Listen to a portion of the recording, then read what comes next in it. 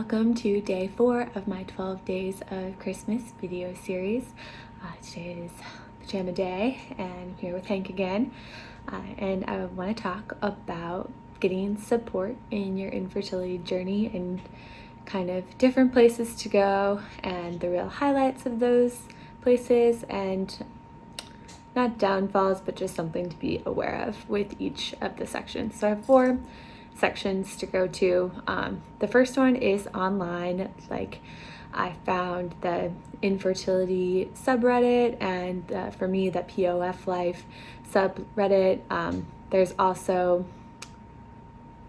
I think it's called Still Trying, like, so just for people that are trying to conceive, and then you can kind of like move up to infertility. There's also a lot of Facebook groups, so like the podcasts I mentioned have Facebook groups, and some other YouTube channels have them too. So I like the Facebook groups and I like Reddit to a degree. With Reddit, sometimes, especially the infertility subreddit, like there's a lot of rules in that, and I understand why there has to have rules, like to make structure and everything, but if I'm coming there to like vent or like share a sadness, like sometimes I'm just not in the mood for all the rules. But there is a whole bunch of information there, and also it's people, you can find somebody going through something super similar to what you're going through. So that's a serious highlight, but you just got to be aware to come correct with all of your terminology and read the subreddit or Facebook group rules to make sure that you are following them, because that's how it's going to work, and you will get called out if you don't follow those. Totally understandable. Again, I get why they have to have rules. Friends and family is the next section I have, and the biggest pro for this is that these people love you and want you to be happy. So that's, the biggest thing to keep in mind there. The downside is that they might not be able to relate to what you're going through, but that's just how it is. Like, and luckily not everyone has to go through this, but so the big thing is that they love you, and especially as a woman, to have girlfriends to relate to or female relatives even, to talk with is nice, because the next thing we're going to get into is your spouse, and I'm speaking from the point of view of a heterosexual relationship,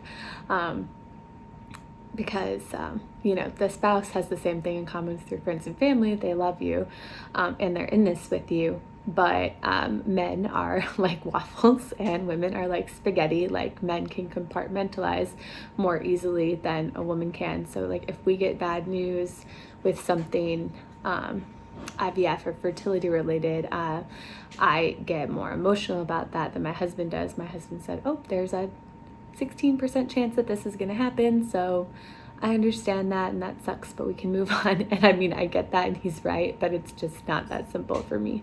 So that's what's nice, to have your friends in there with you. If you want to be upset, then your girlfriends are down to do that with you and sit in that a little bit more. So I really appreciate you guys. If you're watching, love you. But yeah, back to the partner. It's nice that men have that ability to compartmentalize more, because it does help me move on from it too. And also my partner makes me laugh a lot, so that is a big bonus to get through this. So I really appreciate him as well. And then my last section is therapy. For me, that's talk therapy. We're doing it's not FaceTime, but it's something similar to FaceTime right now.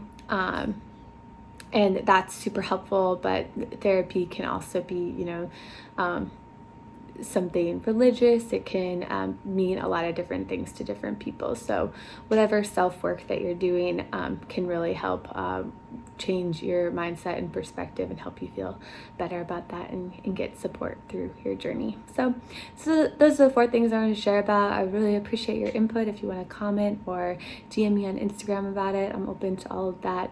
Thank you so much for watching, and I'll see you tomorrow.